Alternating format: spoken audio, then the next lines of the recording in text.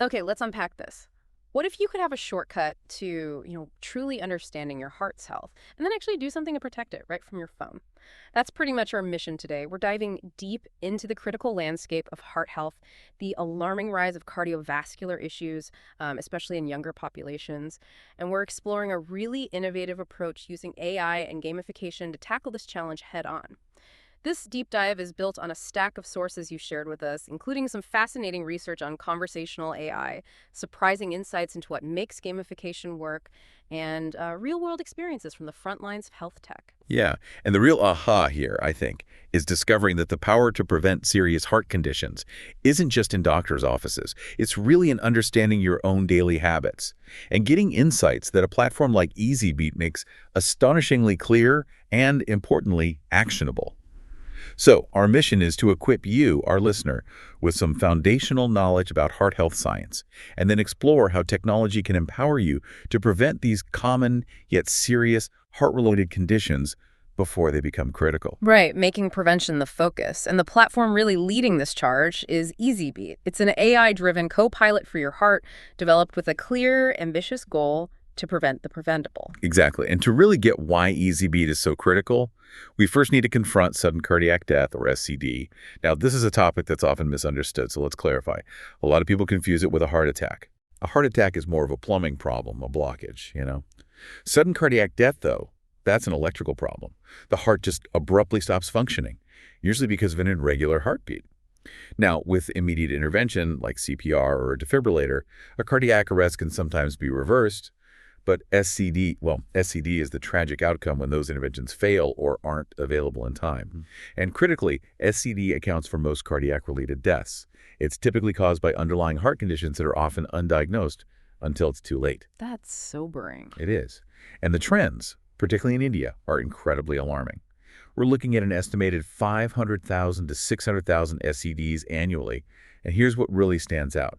Over 10% of those SCD cases in India occur in people under 40. Under 40, wow. Yeah. Compare that to the global average, which is around 5%, so double. And even more concerning, the average Indian can experience the onset of cardiovascular diseases almost a decade earlier than the global average. That's a profound demographic shift. Those numbers are stark and honestly a little terrifying. What's driving this worrying rise, especially seeing it impact younger people? How does it connect to our daily lives? It's a multifaceted problem, sort of a perfect storm of modern life, really. First, you've got macroeconomic factors. Think rapid urbanization, economic growth that's led to increased stress, more sedentary lifestyles, greater exposure to environmental pollutants. The daily grind, basically. Exactly. Think about the commute, the pressure of fast-paced careers. Then you have clear lifestyle issues, rising obesity rates, unhealthy diets becoming the norm, smoking, and just a general lack of regular physical activity. Those are huge contributors. Okay. And on top of that, we face some systemic issues. Despite more digital health records, there's often a lack of integrated data, no standardization across healthcare. That makes it harder for both patients and doctors to get the full picture. And finally, public awareness is still quite low. Many people just don't know the warning signs of heart trouble or basic first aid like CPR. And beyond those, established factors, are there any newer influences popping up? I've heard some talk recently about post-COVID complications. Is there a link there? Yes, absolutely. There's emerging evidence suggesting that post-COVID-19 complications, things like myocarditis, that's an inflammation of the heart muscle, could be impacting heart health and potentially contributing to these higher SCD rates we're seeing. It really just underscores the urgency of finding accessible solutions. Which brings us right back to EZBeat, developed as a direct response to these frankly overwhelming challenges. Think of it as an AI-driven co-pilot for your health, specifically designed to protect your heart. Its goal is proactive, track your health parameters, analyze your lifestyle choices, and flag potential issues before they become life-threatening. Right, and one of EZBeat's biggest strengths is its accessibility. It uses a WhatsApp-first approach, which is incredibly smart for broad reach and ease of use, especially in regions where maybe more advanced health tech isn't as common. Makes sense. Meet people where they are. Precisely. And beyond WhatsApp, it's also a cross-platform mobile app, iOS and Android. And it seamlessly syncs health data from popular devices like the Apple Watch via HealthKit. So it pulls everything together. It streamlines your health journey, yeah. Imagine signing in and instantly your steps, heart rate, maybe even lab results from your Apple Watch or other wearables. They just flow into your personal dashboard. No tedious manual entry. It gives you one clear, evolving snapshot of your heart's health. Your dashboard shows an overall heart score so you can see your progress, maybe compare with peers if you want. It also provides personalized health tips and notifications to keep you on track. And yes, it can even integrate and display PDF results for important tests like a lipid panel, that's your cholesterol check, and an HbA1c test, which shows your long-term blood sugar control. Okay, so EZBEAT is packed with incredible data. But, we all know data alone doesn't really change behavior. The real question is, how does it bridge that gap from just information to actual action? And that's where, I gather, its brilliant gamification comes in. That's precisely it. Gamification is the core strategy here. It's designed to drive behavior change by making health an engaging, almost addictive challenge. And the main thing is this 1-month heart game, right? What's really cool, I think, is the social aspect. You don't compete with strangers. You compete with your own friends and family in a private WhatsApp group, like 10 to 20 people. Exactly. Ideally 10, 20 people. That builds a really powerful sense of community and shared purpose. It makes it stick. I can see that. And the game has very clear objectives, all designed to nudge key health markers in the right direction. For example, everyone needs to complete an initial health survey and then book a lipid panel and HbA1c test. That's step 1. Then participants are encouraged to consistently report daily variables for 30-day steps, sleep, blood pressure, weight, even smoking and alcohol consumption. The game aims to significantly increase average step counts, especially for those below 5,000 a day, reduce cigarette and alcohol use, and ensure people get more than, say, 6 hours of sleep per night. So, concrete goals, how does the game part work? Well, the gaming mechanics are front and center to keep you hooked. Your personalized heart score gets unlocked after that initial survey. That becomes your central health metric. Then you have leaderboards. They're posted daily to the WhatsApp group showing everyone's scores and changes. That friendly competition is key. Okay. Public accountability almost? A bit, yeah. And of course, there are rewards, weekly individual cash rewards, maybe INR 1,000 for winners, and even motivating group prizes, like maybe a free consultation with a dietitian if the whole group meets a target, or a sponsored sports activity if group scores go up enough. Plus, fun side quests, non-core surveys on stress management or personality type, offering things like badges. So if I'm tracking my steps and suddenly see my friend is ahead by 2,000 steps on that daily leaderboard, that's got to be a powerful motivator, right? It's all about those group dynamics, the competition, working together for group rewards, and that reinforced feedback every single day. Absolutely. And EZBEAT also sends awareness tips, fun facts, polls right into the WhatsApp group to keep everyone engaged. You see people sharing updates, asking questions about their tests, getting encouragement, reminders. It all happens right there in the chat. Okay, but what about tracking sensitive habits like smoking or drinking? How does that work accurately? That's a good question. EZBEAT incorporates a clever verification step for that. In week 2, users nominate a trusted person outside the group. That person corroborates their daily consumption for smoking and alcohol. It helps ensure scores are accurate and promotes accountability. Interesting. So as you move through this month-long game, what deeper insights do you actually get about your own health? Does it go beyond just the score? Oh, definitely. After completing week 1 and getting your initial data in, you unlock a detailed personal dashboard inside the app itself. This shows you trend lines for your variable steps, sleep, heart rate, etc., and gives you updated personalized health plans. But here's where it gets really interesting. By the end of week 2, you unlock even deeper insights. Things like your estimated biological heart age and your 10-year probability of developing cardiovascular disease. Wow. Okay. That's powerful stuff. It is. The game isn't just about the daily competition. It's about unlocking these profound insights into your own long-term health trajectory. And does it just stop after a month? No, the game has a longer life cycle. EZBEAT has what they call peak months with higher rewards, often geared towards paid subscribers, encouraging people to invite friends and bring new users in. Then there are off-peak months. Rewards might be lower, and the focus shifts more to individualized journeys, passive tracking, maybe linking rewards to annual subscriptions, keeps the engagement going. Okay, so we've seen how EZBEAT gamifies action, gets people involved, but the real power seems to be in understanding the why behind those actions, understanding the hidden forces at play in your heart. So for those of you listening who might be new to the science side of things, let's dig into the core concepts EZBEAT helps you manage. What does this all actually mean for your body? Exactly. Let's break down what we can call the terrible trio. Three fundamental factors that significantly impact your heart health. Easy to remember. Yeah. First up is inflammation. Think of it like your body's natural fire alarm. It's meant to fight injury or infection, which is good. Yeah. But when that alarm stays on constantly, that's chronic inflammation, it starts damaging healthy tissues, like a fire burning low, but constantly. Okay. This persistent internal fire is directly linked to serious issues: heart disease, diabetes, even arthritis. The good news: you can cool this inflammation. Eating anti-inflammatory foods helps. Leafy greens, berries, tomatoes, omega-3 rich fish like salmon, regular exercise, managing stress, quality sleep. They're all incredibly effective too. Right. So diet, exercise, stress, sleep, the usual suspects, but understanding the why the inflammation link makes it more compelling. Precisely.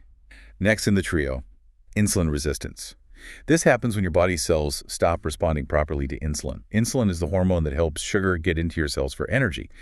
With insulin resistance, it's like your cells have put up a do not disturb sign for insulin. So sugar builds up in your bloodstream instead. This leads to prediabetes and eventually type 2 diabetes. Often comes with weight gain, especially around the belly. How to fix it? Exercise is key. It helps your cells become more sensitive to insulin, opens those doors again, cutting down added sugars, refined carbs, white bread, pasta, and upping your fiber from veggies, fruits, beans, oats. That makes a huge difference. Got it. Inflammation, insulin resistance. What's number 3? Number 3 is oxidative stress. Sounds complicated, but think of it like rust inside your body. It's an imbalance between free radicals, unstable molecules that damage cells, and antioxidants, which are your body's cleanup crew. When free radicals overwhelm your antioxidant defenses, they damage cells, accelerate aging, contribute to heart disease. And what causes this rust? Things like radiation, smoking, chronic stress, depression. And interestingly, even excessive exercise without enough rest can trigger it. Really? Too much exercise? Without adequate recovery, yes. Yeah. Balance is key. And here's a fascinating connection. REM sleep, the dream stage, that's actually your body's prime time for cleaning up free radicals. Lose REM sleep, and studies show oxidative stress spikes. The good news is catching up on sleep helps reverse some of that damage. Sleep is powerful. Incredibly so. So to combat oxidative stress, load up on antioxidant-rich foods, colorful fruits, veggies, nuts, dark chocolate, green tea. Healthy fats like avocado, olive oil help too. And again, avoid smoking, protect from too much sun, moderate exercise, manage stress. It all ties together. The terrible trio. Okay, that makes sense. But what about other connections? I remember hearing something about your gut. You're right to ask. Your gut and heart, they're like secret teammates. It's a huge area of research now. The trillions of bacteria in your gut, your microbiome, they don't just handle digestion. They actually affect your weight, body fat, your HDL, or good cholesterol, blood pressure, and inflammation. Wow. All key factors for heart health. So an unhealthy gut microbiome is linked to higher risk of high blood pressure, heart disease, lower good cholesterol, heart attacks, strokes. How does that work? Well, simply put, when you eat, certain gut bacteria can produce compounds that actually increase inflammation and plaque buildup in your arteries. But healthy gut bacteria produce beneficial molecules that protect your heart. So feed the good guys. Exactly. How? Focus on fiber-rich foods. It's fuel for the good bugs. Incorporate probiotics from fermented foods, yogurt, kefir, kimchi, kombucha. Use antibiotics wisely, only when necessary. And simple things like good hand hygiene matter too. Fascinating. And as we talk about aging and long-term health, there's another concept, EZBEAT, helps you monitor, right? Something about cellular aging. Yes, let's touch on telomeres. Think of them like the protective plastic caps on the ends of your shoelaces, but for your DNA. They're these little bits of non-coding DNA at the ends of your chromosomes. Every time a cell divides, the telomeres get a tiny bit shorter. They essentially act like a clock, determining how fast cells age and eventually die. Shorter telomeres, linked to earlier onset of cardiovascular disease. So shorter telomeres mean faster aging, basically. At a cellular level, yes. Yeah. And when cells stop dividing because their telomeres are too short, they can become senescent cells. These senescent cells accumulate and contribute to aging and disease. For instance, if they build up in your arteries, they can cause the walls to stiffen, increasing heart attack risk. Okay, that's a bit scary. Can you do anything about telomere shortening? Well, there's an enzyme called telomerase that can help counter the shortening. And here's the really profound insight. Your mind's response to stress directly impacts this process. Chronic stress triggers that fight or flight response cortisol, epinephrine flooding your system. This immediately raises heart rate, blood pressure. And over time, it seems to negatively impact telomerase production. So stress is literally accelerating your body's biological clock at the DNA level. So managing stress isn't just about feeling better, it's about slowing down aging. It seems that way, yes. And there are practical techniques, things like linguistic distancing, asking what makes you stressed, in the third person, creating distance. Time distancing, asking yourself, will this matter in 10 years? Visual distancing, imagining watching the stressful situation like a movie. Even simple things like focusing completely on one task, unitasking, can help. And perhaps most importantly, strong social support is protective. And EZBEAT brings all this science into its recommendations. Exactly. It integrates these insights into its personalized plans and challenges, helping you understand and act on these complex factors in your daily life. It connects the dots for you. It's clear that AI platforms like EZBEAT have huge potential for public health, especially with the challenges we talked about earlier. Absolutely.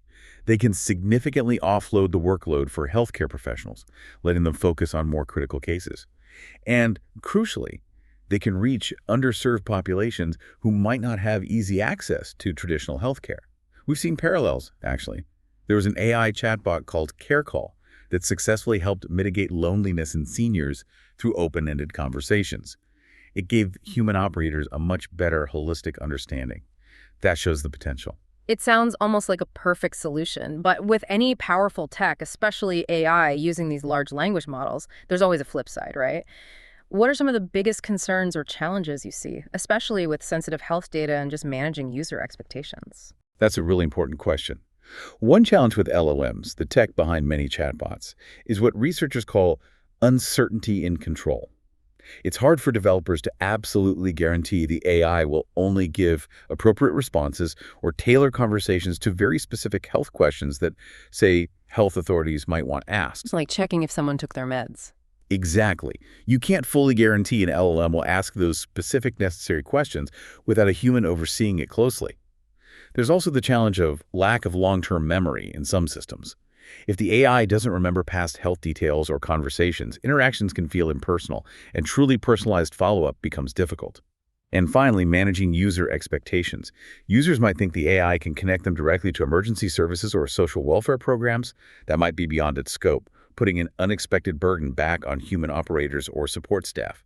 Right. So connecting this to the bigger picture, how can a platform like EZBEAT continue to evolve and scale effectively, addressing these challenges while maximizing its impact? Well, EZBEAT's path forward seems to be multi-pronged. First, cadence. Regular testing, like those lipid panels and HbA1c checks, is foundational. It trains the AML algorithms, improves prediction accuracy, and gives deeper insights into demographic, socioeconomic, and personal habit links to heart health. They aim to scale pilot programs through strategic partnerships, especially in those underserved Tier 2 and Tier 3 cities where access is a challenge. Makes sense. What else? Second, data transparency and safety. Advocating for maybe insurance incentives for preventive testing, but always ensuring patient consent and rock-solid data privacy. That's non-negotiable. Also, Third, continued gamification, embedding it even more deeply, not just for users, but maybe even at the healthcare provider level, fostering a truly holistic, system-wide approach to prevention, aligning incentives. And finally, awareness. Going beyond just basic health facts to practical knowledge for everyone like first aid, CPR, life-saving skills. Imagine schools and colleges really focusing on that. All these steps work together to hopefully reduce those terrible mortality rates from SCDs and other cardiac events. what an incredible deep dive this has been. From understanding the critical threat of sudden cardiac death and its alarming rise, especially among younger people, to seeing how an innovative platform like EZBEAT can leverage AI, gamification, and that crucial social support to actually empower us. Hopefully, you listening have gained a clearer understanding of those critical heart health factors, the terrible trio of inflammation, insulin resistance, oxidative stress, and the surprising gut-heart connection, the impact of cellular aging through telomeres, and how EZBEAT is making it all not just accessible, but truly engaging. Yeah, and I think this raises an important question for you, the listener. Armed with this knowledge and knowing tools like EZBEAT exist, what small daily habit will you implement starting today to prevent the preventable, to invest in your heart's long-term health? Indeed. It's truly inspiring to consider how technology, when it's thoughtfully designed like this, can become such a powerful and engaging ally in your personal health journey. Thank you for joining us on this deep dive.